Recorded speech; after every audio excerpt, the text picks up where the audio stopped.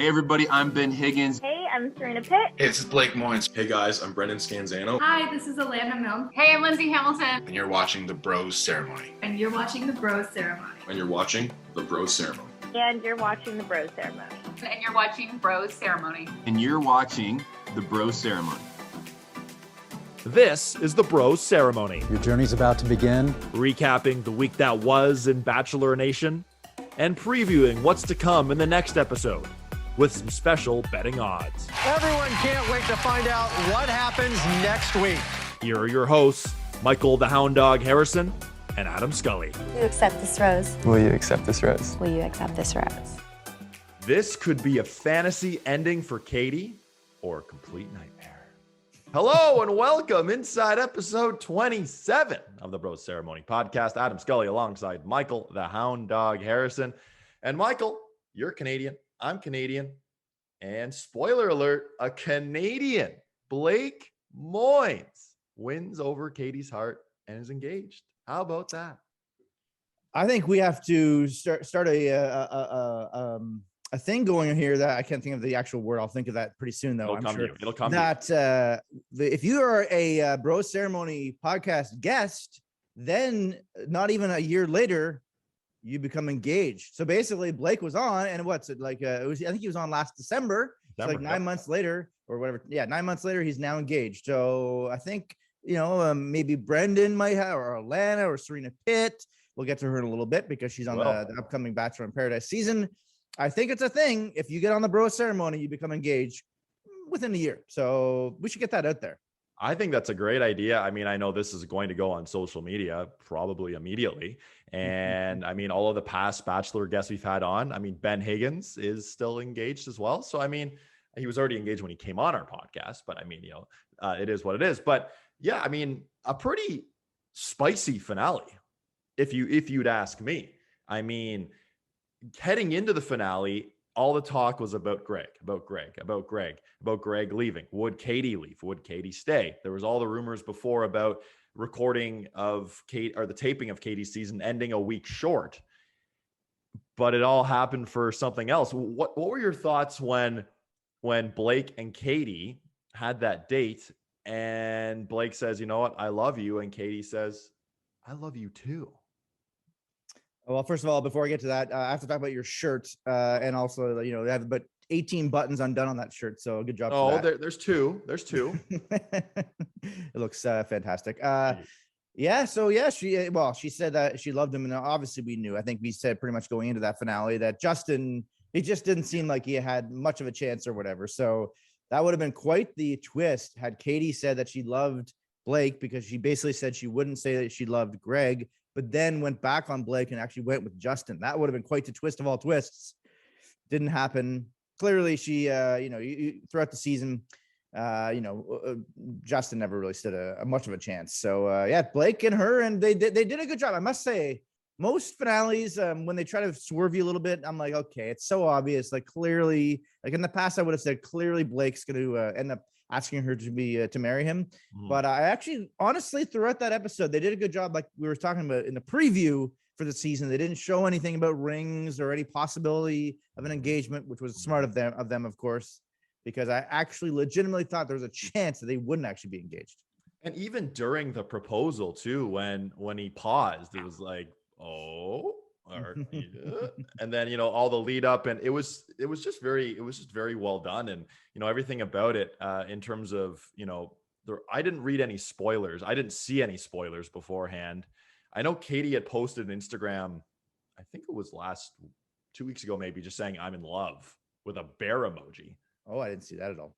So people could have taken that for what it was, but it was just everything about it. Like the one thing that was sort of strange to me, and I'll ask you this: the after the final rose wasn't live. Do you think that's a COVID thing, or what were your thoughts on it not being live? To be honest with you, Adam, I didn't even think about this. There you go. Exact second. So wow. Okay. It didn't even dawn on me. It didn't even dawn on me at all.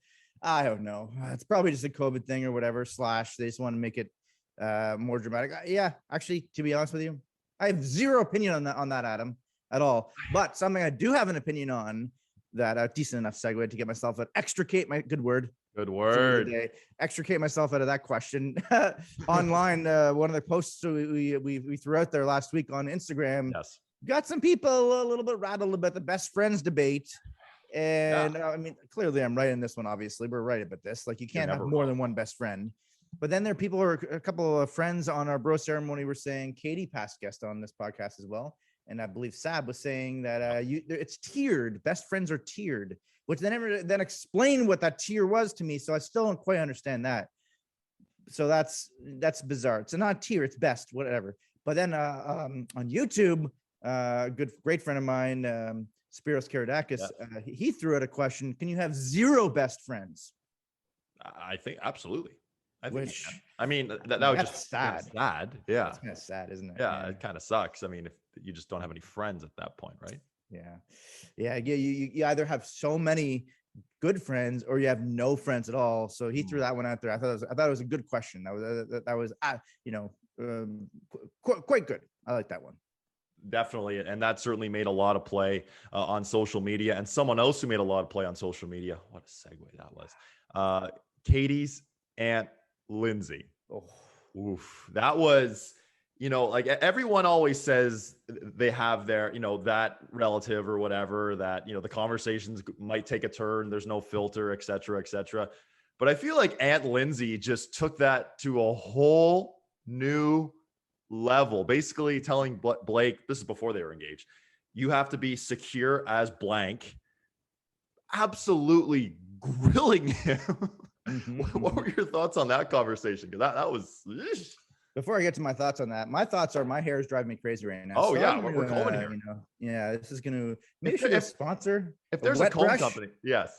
Wet brush, there we go. Nice, colorful, pretty good. Yeah, my hair is driving me absolutely nuts here. So yeah, maybe this should be a sponsor of the Bro Ceremony podcast. I actually happen to really think her aunt, Katie's aunt, was amazing. I know a lot of people were so upset with her. Like people were raging mad that she was so, forward and direct. I almost would think though, if I were her husband, some of the things that she was saying about marriage, like marriage isn't very good, or, it's tough and all stuff. What she was saying was absolutely correct. Yep. But if I were her husband, I'd be like, a little bit. Yeah. Pump the brakes. Yeah. But I thought it was entertaining. Whatever, you're meeting someone. It's not a big deal. It's for TV. I don't think it was that. But people were mad about that woman. But I think I saw a meme. I would pay money to see Barb, who was Peter's mom, Barb, and her in the same room together and having a conversation. That would be amazing because they both were amazing television. Yeah, that certainly was amazing television. And, Lindsey was real. She was honest and, protective of Katie, of course. But then Blake got to speak to Katie's mom, and that was just more of an emotional conversation. You make her happy, and that's what's most important to a parent. And that was her line to Blake. So, clearly maybe didn't get off to the greatest start with Aunt Lindsey. And I know Katie was on Twitter posting screenshots of group chats and which is pretty funny too. But something else I found funny was Katie didn't tell any of her family that she was engaged. Like that seems insane, but she didn't trust anyone to keep a secret. I think in this day and age, you better be, it's got to be airtight on that one for sure. But like, if I were on a reality show and I won the game, so to speak, like Survivor or Big Brother or something like that, I definitely would never want my family to know that I won. I would want them to think I got probably didn't have a chance to win the whole way through. So I'd want them to be surprised and hopefully excited at the end of the whole thing because I was back home for the last week in Iron Prayer, first time in a year that I've been back home in Iron Prayer, which was so nice to see everybody. And so if I had won and I been an empire, and when I win a reality show, I'm not gonna let them know. So I could see maybe she was just like, you know what? I want them to go on this journey with me, to find love. You know what? It's not if you go on a reality show, it's when you go on a reality show. And when you win, the only person you will tell that you won is me. Of course. My best friend. Oh man. So there was there were some strange moments in the finale. How about the Felicia, the energy healer, who remember when they were like talking about their feelings and wrote stuff down and then burned it with some like big creepy like Very creepy. Like, how do they come The up idol. with this stuff? Like, if that, I'd just be like, oh my god, this is the weirdest thing ever. They probably got it from Survivor because Survivor had idols and such. So they probably still ripped that straight from that. So that's everything can relate back to Survivor, pretty much on all reality shows because it's going to be coming back soon. So I'm very excited. Obviously, as you can tell, because I mentioned it twice now. Yes. But the finale. You said it's very, very spicy. Oh yeah. I would say it was quite good. I wasn't like one of the best of all time, but it was interesting to me with Tayshia when she was talking to Blake. It seemed like she was grilling him pretty hard and pushing him pretty hard. Like, Blake, you came here for her. This is what you're here for. It was almost like, Blake, man up and, ask her to. It almost felt like to me as a viewer, like she was basically ordering Blake to like, come on, do it. And, ask her to marry you. What do you think about that? Well, thanks for asking the question. It's a good question at that. Perhaps that's what she was thinking. He was perhaps, and she wanted his walls to be down. But no, in all seriousness, no, she had the line where she said, like, essentially, if you don't do this, you got to let her go. And I was like, what? And they cut to commercial break. It was like, oh my gosh. But yeah, she was certainly grilling him. And I mean, at some point, when we have Blake and Katie on this show, we'll have to know the real timeline because, Blake came on midway through the season. Was that 2 weeks in? Was that 4 weeks in of a legitimate days? Like how much down into the season, did he come on the show? Because as we've spoken about at length, like getting engaged to someone is everything. But if you only know someone for, I don't know, 4 weeks, 6 weeks, and they live on the other side of the, a different country, and she lives on the West Coast. He lives on the East Coast. There's a lot of logistics that go along with that. So I could absolutely see why he was torn on the decision because you don't want to be just known as the guy who, said that you want to get married and then within 2 months you've already broken up. So I understand the gravity of the whole situation. It was obviously, a humongous thing. And speaking of humongous things, I can't believe I buried the lead on this one. When we talked about past guests on this podcast, obviously Blake, Brendan was our most recent one, et cetera, you had an opportunity to meet up with Brendan. And how did we go, whatever it's been, 15 minutes into this podcast and not talk about that excursion you two were on? Yeah, you know what? We met up at the Arkells concert. This hair is just terrible.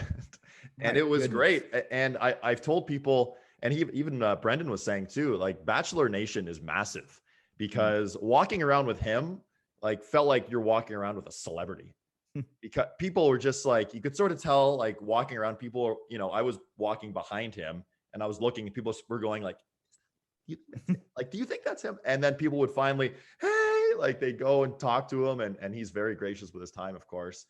But it's pretty funny just how big Bachelor Nation is. And I had heard from someone else in the crowd that Kevin and Astrid, perhaps future Bro Ceremony guests, were also in attendance at the Arkells last Friday evening at Budweiser Stage in Toronto, Ontario, Canada. And I know Brendan actually went Saturday evening as well. Big Arkells guy. So, but no, it was great to unite. And I know, half of the Bro Ceremony gang was there. The next time, maybe it'll just be the other half, and I'll sit this one out, or the three of us will just hang out. Yeah. Well, yeah, it was, like I mentioned, I was in our prayer. So you did FaceTime me for a few minutes, which was nice to be like, oh, nice. I actually get to talk to this Butron because he's an absolute Butron, like I said, for sure. Two things I wanted to say about that. One was I've already forgotten. And then the second one awesome. Was, did people recognize you? Did they go, oh, there's Adam Scully. Did they do that? Well, yes and no. So when people would go up to Brendan, he would sort of pawn it off to me. And say, hey, this is Adam Scully. So pretty funny stuff. But for Brendan, it's just pretty funny how large Bachelor Nation is, and people really enjoyed him on the show. People, and he even pulled up the Bro Ceremony on his Instagram with some of the people, and so there, we got a couple of new followers. Yes, I did notice that. Yes. Well, so it was a good night all around. But you're going. I'm sorry. I apologize to interrupt. Now I remember. I knew. How could I have forgotten this? We talked about when we were on the podcast, a burgeoning bromance. Good term between. So, what level would you say the burgeoning bromance between you and Brendan? The burgeoning Brendan bromance. What's the level? Scale of 1 to 10. Where are we at right now? Are you vulnerable? There's certainly a bromance there for sure, and I know he definitely has a bromance with you as well. So, all the time it was where's Hound Dog? Where's Hound Dog? We got to get Hound Dog here. Stop it. I'm blushing at him. I know. I can tell. Are you crying? Are you getting a little emotional over there? Or? Yes, my walls are down. Big time. But no, it was great to see Brendan. Big fan of this show. And he has lots of fans here in the GTA where we record this show. But getting back to the finale. So Blake and Katie get engaged, but we don't see them right away in the after the final rose. Mm-hmm. Instead, they go to Greg, which was something that was cringeworthy. Weird. It was a yelling match. I loved whenever Greg of course was already sat down, and then Katie came into and normally people would just hug or whatever. Hey, even if they don't really particularly love each other, they hug or whatever. And no, just wait to see. I don't blame her. Justified for being pretty cheesed off with him and the whole process. I actually didn't know. Some people were telling me, like, I guess a lot of people are checking out the stuff more online than I do throughout the season because I don't want to see spoilers. So I figure if I hear certain things about certain people, and maybe it'll tip me off to if they won or lost. But I guess, I didn't realize he was like an actor and all this stuff. So that was part of the question. And one of my favorite part of the whole thing afterwards, when they were basically, emotions running. Excuse me, I guess I was too excited about that one. A favorite part there at the end that was when at the end they're like, I really hope you do well. Good luck in the future. I want what's best for you. There's a 0% chance either one of them want what's best for each other. So I thought that was pretty funny. Yeah, and just you mentioned the acting part of it, and I'm the same way. I don't read any articles to avoid spoilers. A, for the show, and B, just for general interest of watching. I just don't want to know what happens. And after, excuse me, same thing over here. I was texting with previous guest Taylor, our Bachelor insider, while watching the finale, and she said, "You have to read this article." And so I did after it actually aired. I was like, "Oh my God!" Like everything about Greg, essentially, deleting a bunch of stuff on Instagram about being an actor and how he apparently applied for the last 4 seasons of The Bachelor. And then he was seen on some Instagram posts with Bree. I did see that. Yeah.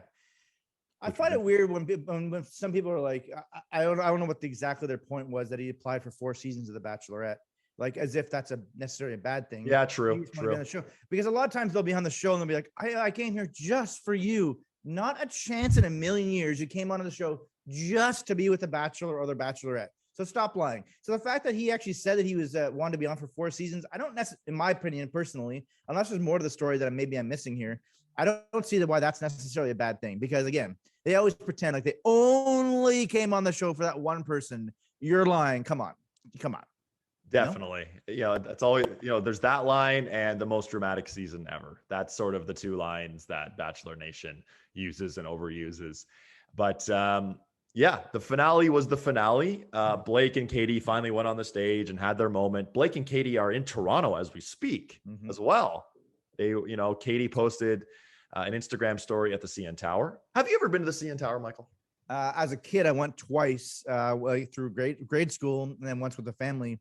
So I swear, if people, I've been living in Toronto for like 15 years now, and the touristy parts of Toronto, other than maybe like Casa Loma and maybe 1 or 2 other things, I've done nothing. Like I haven't been to any of them. I've been to a few of them as a kid. Wow. But it would probably disgust people. They'd be like, you haven't gone to this, and that. Oh, I guess I've been to the ROM a couple times, but it would probably disgust a lot of people that I'm like, no, I basically haven't been to a lot of these different things. So I haven't been to the CN Tower probably since I was like maybe 10 years old or something like that before I lived here. So like you said, they're at the CN Tower. I also saw a video on the Instagrams where Katie needs to brush up on her Canadian dialect a little bit. She said, no, I mean, to be fair, if you didn't know, you would probably think it was Nova Scotia. Yes, that was funny. Nova Scotia. So yeah, but they seem to be pretty good. Those 2. We'll see, as you like to say, Only time will tell. Only time will tell. Congratulations again to Blake and Katie.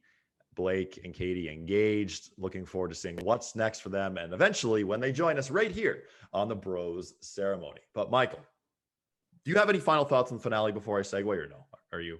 You know what, Adam? I think that was a pretty damn good season. Katie was a really, really good Bachelorette. Was absolutely entertaining. There's a lot of good contestants that were on the season who we'll get to here in a few moments that are going to be on Bachelor in Paradise. So I thought it was actually one of the better seasons they've had in quite some time, actually. And as much as I would love for her to have kept some of these interesting people longer into the process, like Thomas or Hunter or Carl, who's also on Bachelor in Paradise, I'd love to see that. Would have loved to have seen them more, just because they're good TV and they're entertaining. Good on her for being like, no, I'm not wasting my time. Bye. Very, very rare for a lead Bachelor or Bachelorette to get rid of the interesting ones right away. I agree. She was an all-star all season. She was honest. She was real. I mean, who knows what with some of the moments that occurred, keeping the one I really comes to mind right away is the sending Thomas home, how waited to the final rose, said his name. He walked up there and she's like, get out of here. Like you wonder how much that was producer influenced or just pure Katie. Well, I remember saying at the time, and let's segue now into the Bachelor in Paradise. That's upcoming here now. Tonight's episode for Tonight, the premiere 8 p.m. episode, right? I remember saying at the time, a few episodes ago when Thomas left, her giving Thomas that exit where she was so upset with him and said, get the hell out of here, basically, scram, played perfectly into Thomas's hands, because then it would make him more attractive to be on Paradise. And sure enough, Thomas is going to be a contestant on the season of Paradise. So, shocker. And did you see the special premiere or preview of the upcoming season at the end of the finale? I did. I watched it the one time. I have not watched it.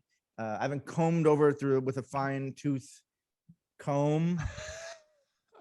But yes, I did watch it the one time. And do you like that one? That's a hairbrush, not quite a comb, but you get the general gist on that joke. Wow.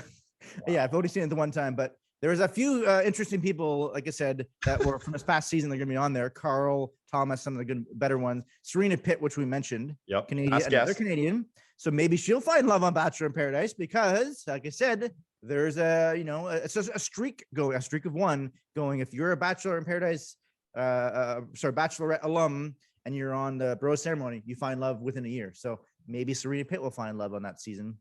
Is there any contestants on that you're excited to see this season? Okay, so one I'm very intrigued about seeing, and spoiler alert, she is actually not on the main page, but it's all over Instagram. She's posted stuff that she's there, is Becca, who was the Bachelorette, who was with, what was the guy's name? Man, it all blends together.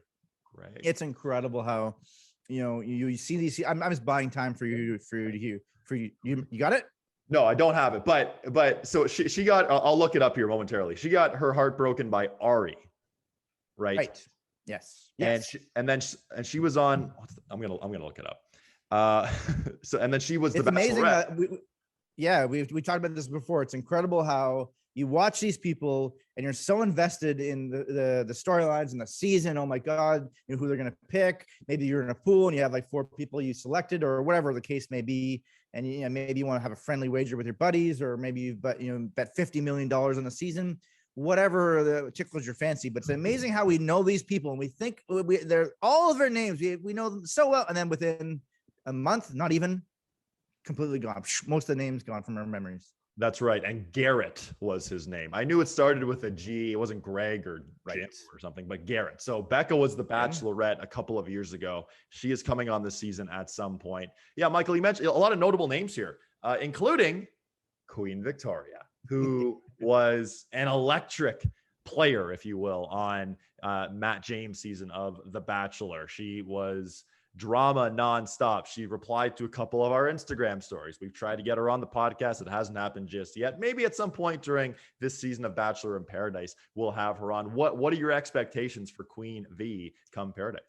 Well, obviously she's gonna mix up a lot of stuff. I hope she gets paired with one of the more controversial men. That'd be pretty funny if they end up be hooking up or whatever. Maybe a guy like Thomas would be absolutely amazing. That'd be fireworks in terms of they both were sort of villains of their seasons, respective seasons. Queen Victoria, you know what? She deserves love as well, and I thought she was entertaining. So it'd be really good to see her. Abigail, I loved Abigail from Matt James's season. Very, very excited to see her. I hope she finds love and on her journey to find love. She's very, very vulnerable.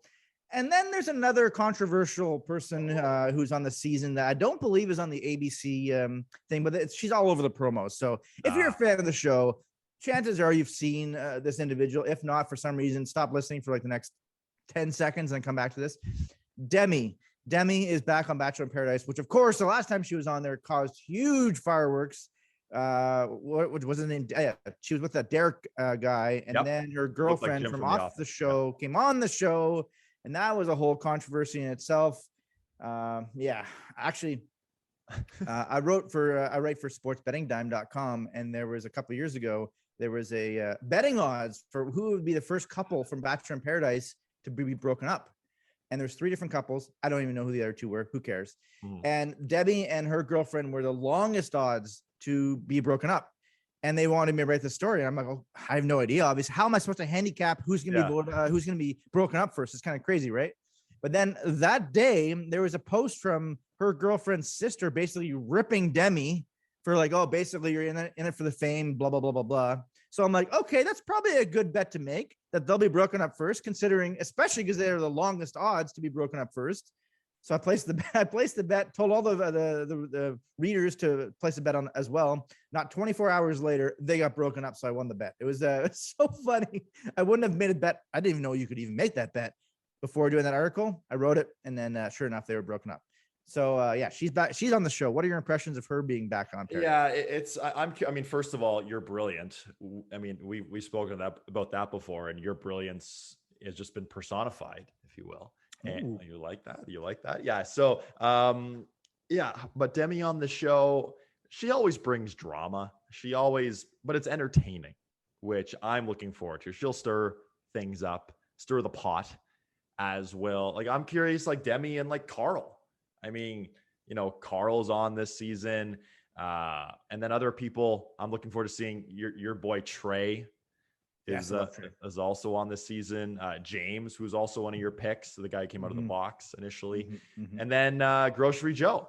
Grocery Joe is also on the season too. That just seems like an interesting choice. Wait, he still hasn't found love. It's been a few seasons. He's been on, what's this, maybe his 3rd or 4th season of Paradise, something like that. At least quite a few times. Yeah. Carl obviously said some guy wasn't in there for the right reasons. I hope he goes into Paradise and says that right away as well. Because let's be honest, every single one of those contestants is on Paradise, but not for the right reasons. Yeah, they would love, like, in a way, grocery store. I'm not saying Joe is necessarily doing this, grocery store Joe, but they would love if they didn't find love for 3, 4, or 5 seasons in a row, so they can then come back every single season, so they can expand their brand, which is what I believe Demi is doing here. Obviously, that's what she's doing. I'm not a fan of the situation with her, and her girlfriend wasn't never on the Bachelor series before. To bring her into it, and then to just that whole situation clearly didn't seem comfortable. What's her name? I'm struggling to remember her girlfriend, her name, which is driving me crazy. But I don't love the fact that like she got embroiled and intertwined in the Bachelor, good words there, into the Bachelor Paradise. That sort of bothered me. So yeah, obviously yes, Demi's entertaining. She'll be good, but is she right to be on the show again? I'm not sure, sir. I don't know. Yeah. So her girlfriend's name was Christian. Christian, yes. Yeah. Yes. And it just, that was weird. I mean, that was just weird. I mean, having someone who wasn't on the show come in. Not a fan. Sometimes the Bachelor series, they try to, they try new things, and sometimes it doesn't work. And I think clearly that was one of those times it didn't work. But Michael, I mean, it all gets underway tonight. Bachelor in Paradise, summer's great drama, 8 p.m. Eastern, City TV, or wherever you watch. If you're watching live, I know I'll be watching live tonight. I can't wait. This is 2 hours of must-see TV. Now, we don't know, Michael, if it's Monday and Tuesday. That's what it's been in the past. I'm curious because we know the next season of The Bachelorette with Michelle is coming up. I think it's airing, the first air day is just after Canadian Thanksgiving. So I wonder if they'll just go straight to that and then go Bachelorette right after that. So this might just be an 8-week sort of thing. I'm not sure. I'm gonna guess it's not gonna be on Mondays come September because NFL football, as opposed to NFL soccer, NFL is gonna be on. So yeah, I have a feeling that they won't have it on the Mondays because, of course, the Monday Night Football games. Although I guess they're ESPN, but ESPN is an ABC property, so I'm gonna assume they're not gonna want to. I don't know how that all works, but. If I may have a slight hot take about Bachelor in Paradise, obviously I'm very entertained by the show. Clearly, we're going to be talking about it. And again, obviously, I love it. The theme song's amazing. Some people don't like. They're like, I can't watch the show because the theme song is so cheesy. It's supposed to be cheesy, people. Point of it. It's supposed to be dumb, but Bachelor in Paradise. It's a little over dramatic, way overproduced, so especially the last few seasons, as we've talked about before, with the whole stagecoach thing and people going onto the show. There was a contestant, Blake, who was just skewered a couple of seasons ago, and it's like it just feels like way overproduced. What was his name? John Paul Jones, I think, whatever his name was. Yep. JPJ was ripping this guy. Oh, it's because you're on your podcast. I think we talked about this last episode, maybe like on your podcast. And so clearly you're just trying to promote this guy's podcast. So I love Love Island. I'm a little bit behind on the season, but it just feels more real especially because it's their first season on that show. It's not the producer meddling isn't crazy. So I do love Bachelor in Paradise. Don't get me wrong. And of course we'll be recapping every episode, but sometimes it's just like, okay, this is too much over the top, too ridiculous for me. You know, it's funny because I got a text from a fan of the show saying, are you guys going to continue your show during Bachelor in Paradise? Are you going to stand out? Of course we're continuing. We'll be back here, Michael, every Monday, recapping the week that was in Bachelor Nation and looking ahead and previewing that evening on Bachelor in Paradise. We know there's date cards, people coming in later in the season. There's going to be tears. There's going to be drama. But most importantly, Michael, there is going to be love. And that, my friend, is what it's all about. Before we sign off here on episode 27 of the Bros Ceremony, do you have any final thoughts? I truly thought there that you were going to say something about love, and then you're going to say your classic trademark, which you didn't do there, which was only time. I should have. Tell. I really thought you were setting that up for that, and it's so disappointing that you did not do that. The fans were clamoring for that. When you say a fan was texting you about this, I'm assuming, I can only assume the fan obviously was Brendan, right? It was not Brendan, although he watches the show. He's a fan of the show. As we said, he's an absolute Butron. So thankful we got him on the Bro Ceremony podcast. And perhaps we'll have to have him on the next 618 episodes in a row, Brendan, on, because he's a burgeoning bromance between the two of you. And Bachelor in Paradise, like I said, overproduced, ridiculous. However, I do love it. And the theme song's amazing, which you sung last episode. So I think you should end this episode. Take us out with another rendition of that theme song, Adam.